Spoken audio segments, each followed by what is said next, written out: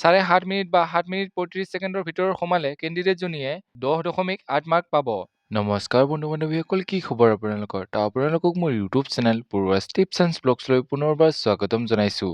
বন্ধু বান্ধৱীসকল, ফাইনেলি আছাম পুলিচৰ ABUBৰ লগতে কামাণ্ডো বেটেলিয়ান আৰু অন্যান্য বিভাগৰ অনলাইন এপ্লাইসমূহ আৰম্ভ হৈ গৈছে।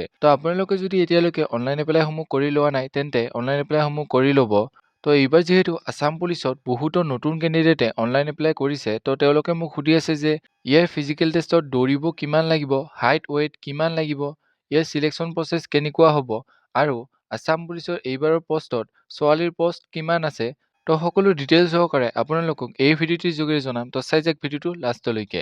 এইখিনিতে এই ভিডিঅ'টো অকল সেইসকল কেণ্ডিডেটৰ বাবে যিসকলে প্ৰথমবাৰৰ বাবে আছাম পুলিচৰ ইণ্টাৰভিউ দিব আৰু তেওঁলোকে ইয়াৰ বিষয়ে নাজানে। যিসকলে জানে তেওঁলোকে এই ভিডিঅ'টো নাচালেও হ'ব। আজিৰ ভিডিঅ'টোত আমি ছোৱালী কেণ্ডিডেটসকলৰ চিলেকশ্যন প্ৰচেছৰ বিষয়ে ডিছকাশ্যন কৰিম। প্ৰথমতে আহিছোঁ ইয়াৰ হাইটলৈ। ইয়াতে general, OBC, MOBC, SC height থাকিব লাগিব 154 চেণ্টিমিটাৰ আৰু STP, STH ফিমেল কেণ্ডিডেটৰ হাইট লাগিব 152 চেণ্টিমিটাৰ।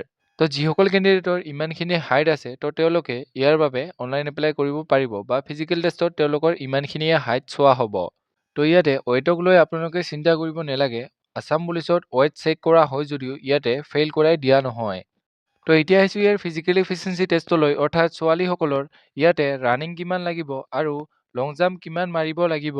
ইয়াতে যিহেতু আছাম পুলিচৰ ABA হওক UBA হওক ছোৱালীসকলৰ বাবে দুটাই ইভেণ্ট থাকে, ৰানিং আৰু লং জাম্প। ইয়াতে ৰানিঙত থাকে 20 মাৰ্ক আৰু লং জাম্পত থাকে 20 মাৰ্ক, টোটেল মাৰ্ক থাকে 40। ছোৱালীসকলে যদি 1600 মিটাৰ ৰেচটো 8 মিনিটত কমপ্লিট কৰে তেন্তে কেণ্ডিডেটজনী কোৱালিফাই হ'ব, আৰু যদি 1600 মিটাৰ ৰেচটো কমপ্লিট কৰাতে 8 মিনিটতকৈ বেছি লাগে তেন্তে কেণ্ডিডেটজনী ফেইল হ'ব।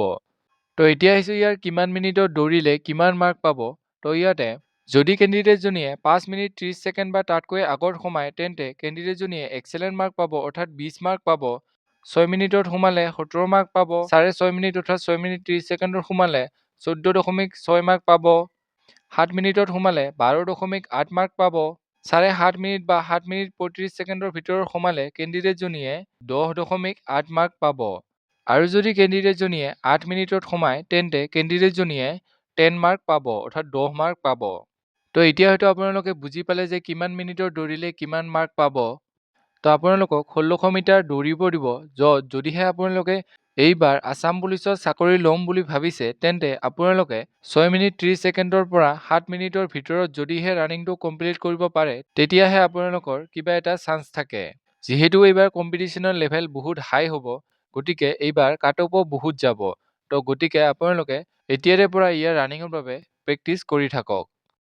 ইয়াতে কেণ্ডিডেটসকলক 246 চেণ্টিমিটাৰ জঁপিয়াব লাগে আৰু ইয়াতে কেণ্ডিডেটসকলক 3টা চান্স দিয়া হয়। এই লং জাম্পতো 20 মাৰ্ক থাকে আৰু ইয়াতে 246 চেণ্টিমিটাৰ অৰ্থাৎ 8 ফুট জঁপিয়ালে কেণ্ডিডেটজন কোৱালিফাই হয় আৰু কেণ্ডিডেটজন 10 মাৰ্ক পায়।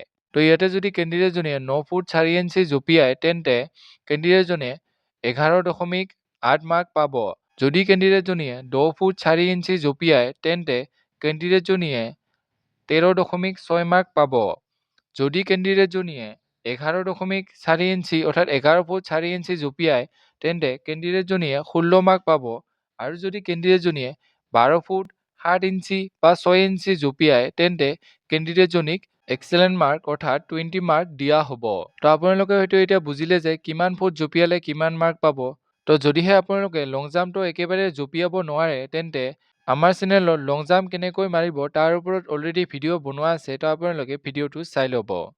আছাম পুলিচত চাকৰি ল'বৰ বাবে ৰানিঙৰ লগতে লং জাম্পটোও ঠিকে থকাটো বহুত প্ৰয়োজনীয়। গতিকে আপোনালোকে ৰানিঙৰ লগতে লং জাম্পটোও ভালদৰে প্ৰেক্টিচ কৰি থাকিব। এইবাৰ আহিছোঁ আছাম পুলিচৰ ABUBৰ এইবাৰৰ পোষ্টখিনিত অৰ্থাৎ ভেকেঞ্চিখিনিত ছোৱালীৰ বাবে কিমান পোষ্ট আছে। বহুতে যিহেতু মোক সুধি আছিলে যে এইবাৰ ছোৱালীৰ বাবে কিমান পোষ্ট আছে। যিহেতু এইবাৰৰ পোষ্টখিনি ষ্টেট ৱাইজ হয় আৰু এইবাৰ পোষ্টখিনি নাম্বাৰ ৱাইজত ভাগ কৰি দিয়া নাই, অৰ্থাৎ এইবাৰৰ পোষ্টখিনি পাৰ্চেণ্টেজ ৱাইজত ভাগ কৰি দিয়া হৈছে। এইবাৰ ছোৱালীৰ বাবে UB শাখাত আছে 30% ৰিজাৰ্ভেশ্যন, অৰ্থাৎ 30% পোষ্ট ছোৱালীৰ বাবে আছে। যদিহে আমি 1052টা পোষ্টৰ 30% চাওঁ তেন্তে আমি দেখা পাম যে ছোৱালীৰ বাবে এইবাৰ পোষ্ট আছে 315টা। যিহেতু এই পদখিনি কাষ্ট ৱাইজ ভাগ কৰি দিয়া নাই, গতিকে ইয়াতে unreserved, OBC, MOBC, SC, STP সকলো কেটেগৰীৰে পোষ্ট আছে। ইয়াৰ লগতে AB শাখাত আছে ছোৱালীৰ বাবে 10% ৰিজাৰ্ভেশ্যন। তো যদিহে আমি 663টা পদৰ 10% চাওঁ, তেন্তে আমি দেখা পাম যে ছোৱালীৰ বাবে এইবাৰ AB শাখাত আছে মাত্ৰ 66টা পোষ্ট। তো আপোনালোকে যিহেতু পোষ্টৰ বিষয়ে সুধি আছিলে, তো আপোনালোকক জনাই দিলোঁ। তো এতিয়া আৰু আপোনালোকে মন বেয়া কৰিব নালাগে ইমান কম পোষ্ট বুলি। তো যিহেতু আপোনাক লাগে মাত্ৰ এটা পোষ্ট, গতিকে আপোনালোকে এনেদৰে প্ৰেক্টিচ চলাওক যে কোনো কাট অফে যাতে আপোনাক এইবাৰ আছাম পুলিচত চাকৰি লোৱাত কোনো বাধা দিব নোৱাৰে।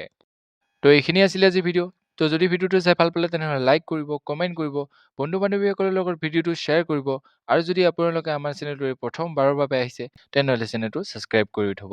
তো আজিলৈ ইমানেই। জয় হিন্দ, জয় অসম।